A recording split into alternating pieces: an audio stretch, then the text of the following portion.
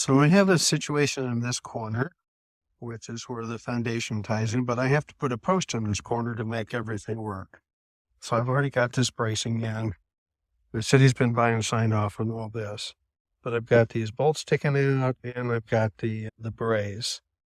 You know, it's not recommended that you just cut out a whole bunch of wood to make that fit. So this was my fix.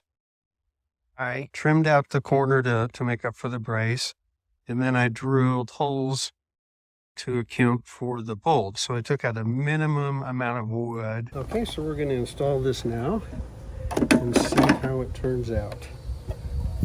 As I mentioned, I drilled those holes and notched, and I've got my little holding bar at the bottom.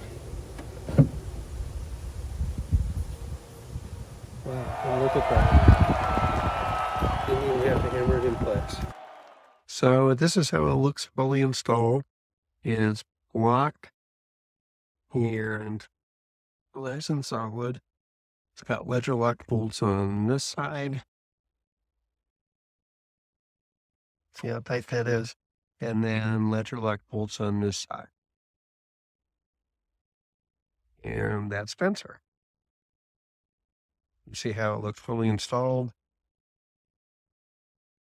And it shows the look for many, many years.